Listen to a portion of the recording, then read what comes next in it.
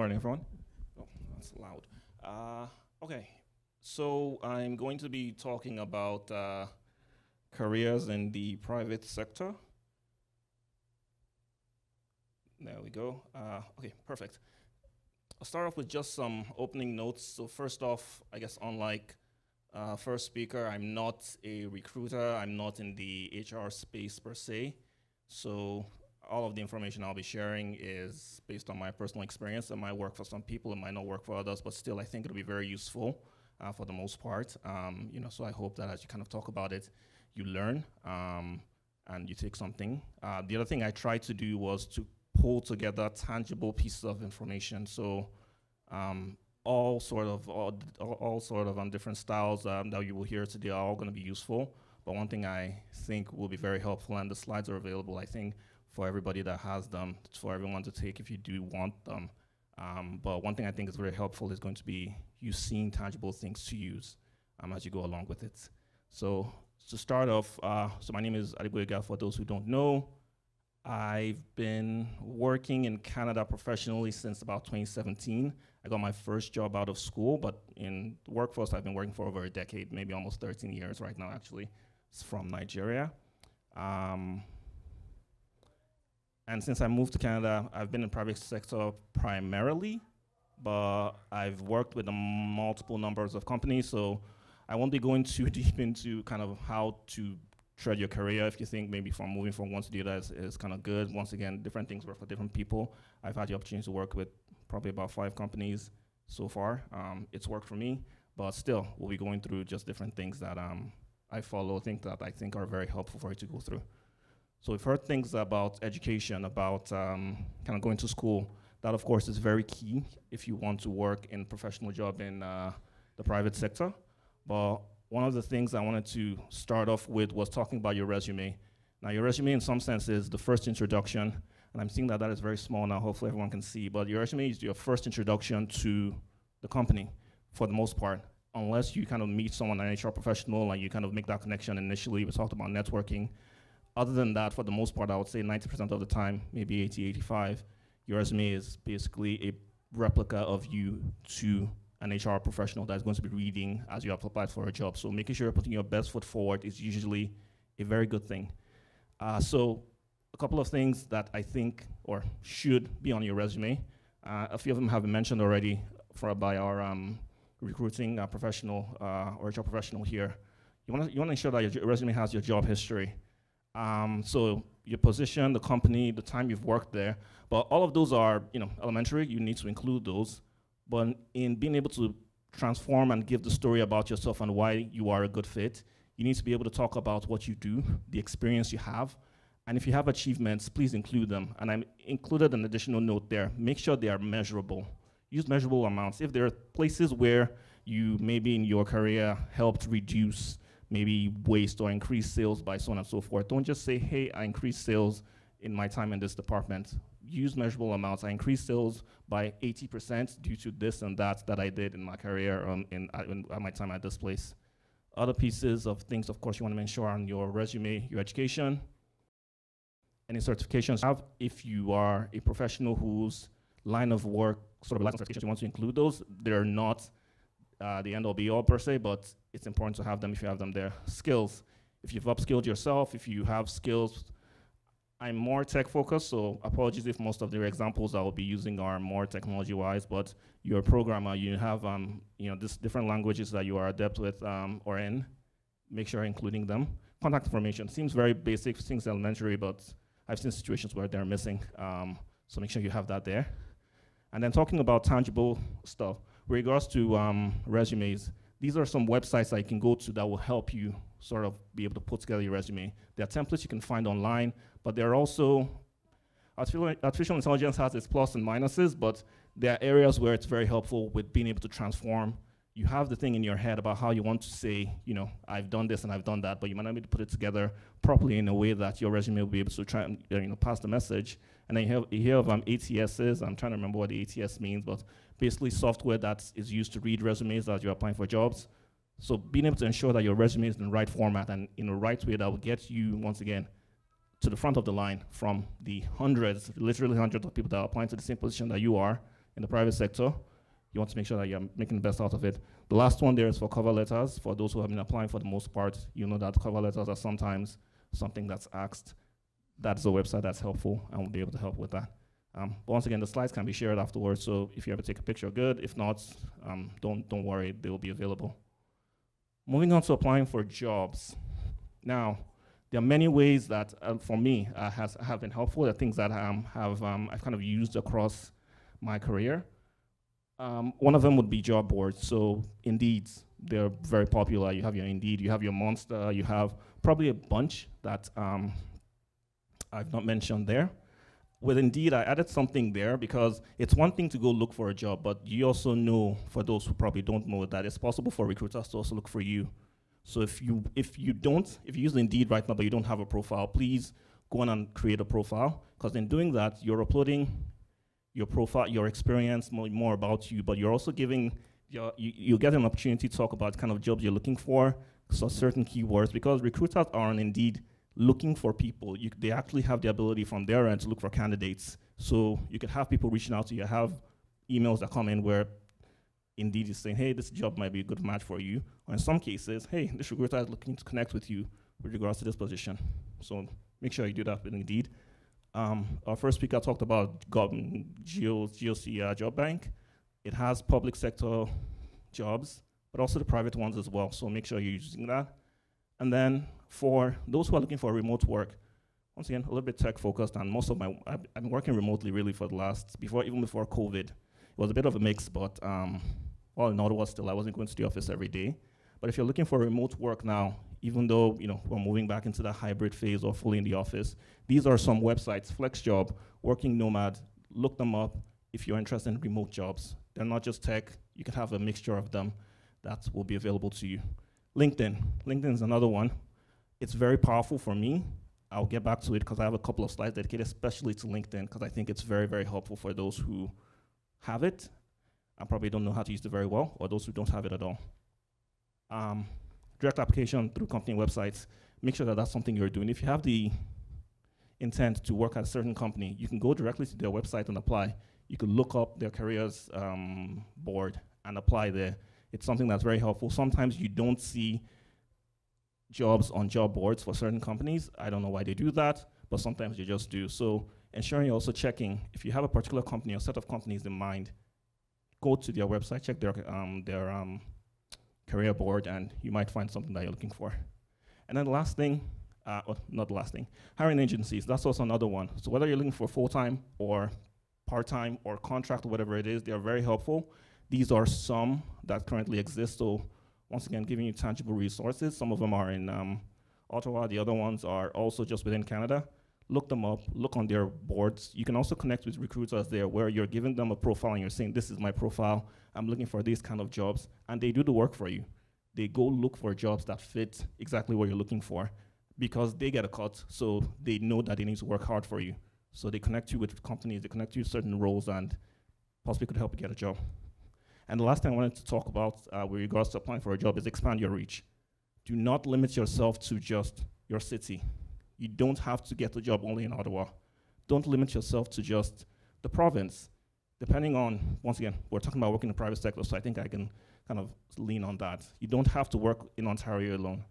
And then you don't also have to limit yourself to the country. Do you know it's possible to work in the US from here? So expand your reach. Don't limit yourself to just what you see or what's around you. There are many ways that people, at some point I had the opportunity to work with a company that I didn't go with the offer, but they're based in London. There are things that are called employers of records. There are ways for these things to happen where you are getting paid, you're not doing anything legal, but you are not needing to be there with them, but you're doing your work, you're getting paid fairly. So expand your reach, look outside of your sort of comfort zone. LinkedIn, a few slides on this specifically. So in some sense, it's a social media platform, but it's employment focused. It's very helpful for finding information on people, finding information on companies, and more specifically, or not more specifically per se, but with regards to our conversation here, finding jobs. You can find jobs on LinkedIn, you can find events on LinkedIn, You can build your network on LinkedIn. We've heard from our two speakers, and I will talk about networking as well. You can build your network on LinkedIn. But one thing to mention, as any social media tool, you have to be able to control your experience on it, because I've seen different sort of things on LinkedIn. It's turning into a bit of a joke in some ways, but control your experience, control what you're looking for, and ensure that you don't get distracted and turn it into something that probably is not going to work very well for you. This is just a picture. I don't know why I put that there. But tips to making the most out of LinkedIn. Number one, make sure you keep your profile updated. Now I recall why I put that there. So in some sense, this is a homepage on LinkedIn, but it gives you the opportunity to, number one, put yourself out there, give a little bit more about the information, the experience that you have from as far back as whenever it is that you were working to where you are currently. So going back to tips on how to make the most out of it. So keep your profile updated. If there are changes in your career, if you've moved to a new role, so on and so forth, make sure you're updating it on LinkedIn, because it helps you. It's also another platform that recruiters are also able to look for people. So it helps you, make sure you're putting your best foot out there. Use a professional picture. Don't use a picture that you've cropped out of your old Facebook photo from some time ago. The other day, I think we had the Mother's Day. I don't know his name, unfortunately, but we had someone taking photographs that were really nice, really fancy. If this is something we're going to be doing on an ongoing basis, I would even probably ask, it's something that's just come to mind, ask our pastoral authorities if it's possible to even have someone do that periodically. If you're interested in getting a new profile picture taken, come in, take photos for free, because they're not cheap, if you want to get them through other folks. And then expand your network. We've talked about networking. You're able to connect with peers in your industry. You're able to connect with people that you know, and you're able to just get your tentacles out there to ensure that you're connecting with people and using it for the right purpose. A few other things to mention. If you're going to be using LinkedIn, make sure there's consistency between LinkedIn and your resume. You don't want LinkedIn to have a job that shows a job that you were in maybe 2 years ago, but then your resume is more up to date. Just ensure that there's some consistency across both of them. Set up recurring alerts. So every day, I get an alert at about 8 a.m. of jobs in Ottawa, jobs in Ontario, jobs of a specific job title, even though I'm not currently actively looking right now, but it comes in, and it's something I just kind of browse through once in a while, just to be able to tell me, if there's something interesting that I see that I think I want to apply to.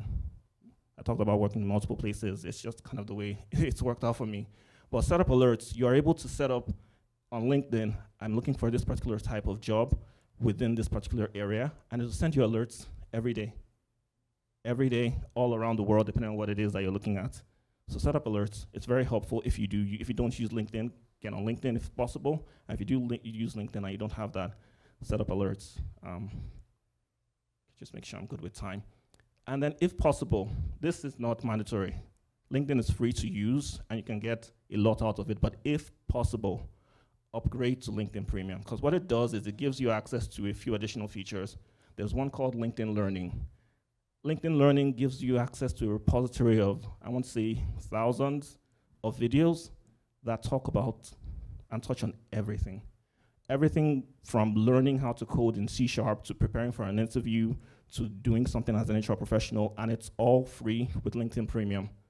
I can't remember how much it is, but one thing I do is I turn it off when I turn it on when I need it, and I turn it off. So currently I'm not subscribed to it, but for next month, as an example, if I see that there's something I'm interested in, I can just subscribe for the month. I cancel it basically the next day so I don't forget, so it doesn't charge me, but it still leaves me active for that month, and I do what I need to do. So if possible, use LinkedIn Premium. If you are able to, it is not mandatory, however. We talked about networking events and career events. If you're still in school, make sure you're attending any career events. I know Ottawa U and Carleton, I believe, well, at least while I was in Ottawa U, they used to advertise if they have a career fair coming up. I got my first job through a career fair, actually.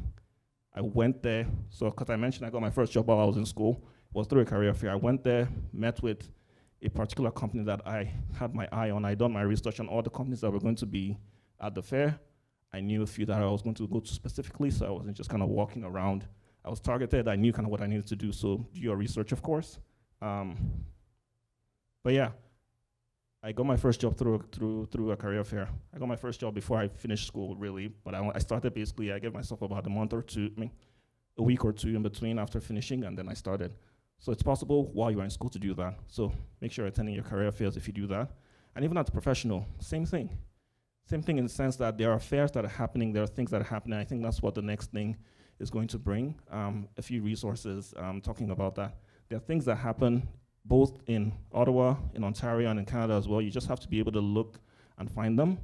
There's one, once again, a little bit tech focused, so my apologies for that, but Discover Tech Nata. What they do is, I think yearly they have a fair where they have a bunch of companies come in to a certain spot in Canada, if I'm not wrong, and for like 2-3 days, thank you, Ma, you can come in, you meet the actual recruiters, you meet people that are working in certain roles, you're able to talk to them, you're able to meet with them, you're able to share copies of your resume with them, or you're able to just let them know, you know, hey, I'll get your card, I'm applying to this position, but I'll connect with you, and it just gets you, in some sense, one foot ahead of maybe anybody else who might be trying to do it from home. There's one other one, BPTN, Black Professionals in Tech Network. I learned about them maybe 2 years ago, and I attended a seminar with them, not a seminar, they had an event. Another one is coming up in October. I think it's their 4th or 5th. They're collaborating with TD, but they have a ton of other companies that come to that fair. I think this one might be in person, I'm not too sure, but look them up. That's also another event where it gives you the opportunity to be able to connect directly with people. And there's a third one, GTAC. That one's been spamming my box a little bit because I don't sort of use it anymore, but initially, what it does is it gives you the opportunity to be able to, it talks about career fairs, but it also talks about a bunch of other webinars as well. You get things like how to start, you know, as a business analyst in Canada, how to do this and how to do that. They have those kind of recurring, I think, if not weekly, maybe monthly, from job fairs to just webinars that are very helpful. I hope I'm doing okay with time, but you know, okay. Just make the most out of using some of those resources as well. I'll talk about learning and development. If it's possible to get certified in your field, please get certified. Sometimes it's helpful. But I mentioned there as well, if you're currently employed, please ask questions, connect with people. This is where networking also comes into play. You might not know, as an example, you have an exam that you're looking to do, you're paying out of pocket, but it might be something that you might have an allowance for through your work. We remember Pastor talking about, as an example, I think it was a $2,000 tech allowance or something that he has every year. He didn't know about that until maybe a year or two ago when he got his, a computer or something, I can't remember. So ask the right questions, but if you need to get certified in your field, it's helpful. If you're looking to switch a career, it is possible. It is possible to still do that. It's possible for me to still do that. There are things that are called boot camps, and they can be either full-time or part-time, where you're going through a rigorous, it's basically like you're going to school, but it's in a very compressed manner for 5-6 weeks, sometimes maybe 20-24 weeks, depending on how long you're doing it. But usually for some of these boot camps, when they're done, they help you find a job, because they understand that, of course, you've been in HR for the last decade, and you're all of a sudden you're trying to switch to something else. It's not just going to be easy. No one is going to, you know, think that you are experienced enough if you're coming forward to an HR professional and saying, as an example, I've done a course versus someone who's worked 10 years in an industry. So they usually help. So if that's something you're looking to consider, you can consider boot camps as well. Online learning. So we're talking about learning and development here. That's the topic. But once again, LinkedIn Learning is something that's very helpful. Continue to upskill, continue to help yourself, continue to grow and build your knowledge. There are other ways to also learn and build your knowledge online as well. There's Coursera. I don't know if you've heard of Coursera, but they offer courses. I think some of them are free, some of them are paid. They collaborate in some areas with universities. Some programs through universities, such that you're doing it at home online. You're thinking, might just be like a regular program, but at the end, you're getting a certification from, as an example, MIT or something, because it is through the universities, the program run through them in that sense. I think I have just 2 quick slides. So a few things. Why should you work in the private sector? Why should you consider rather working in the private sector? It gives you greater opportunities for advancements. I've talked about moving from place to place. For me, at least, why it's helped is it's helped me kind of move to the next level when I've done that. It might work for some people, it might not work. You can stay at the same place also for years and years and still get your advancements in that. I'm not here to push one or the other, but working in the private sector does definitely help with that. It helps you be able to learn diverse skills. You can move from place to place within your company. You can move from role to role and just kind of continue to improve and grow yourself in that sense. And I think, in my opinion, it gives you access to higher salaries compared to at least the public, maybe not as an entrepreneur as well. But the last couple of tips I'll leave everyone with: please take the risk, make the move. Don't limit yourself to either your current role. Think out of the box, think within it, but think out of it as well. Don't think that what you see is basically all that there is. Do your research. It's important to do that. And then number 3, embrace change, which is basically just a repetition of number 1, but in 2 quick, short words. Embrace change. Don't be afraid to make the next move. And I think that's it. Thank you.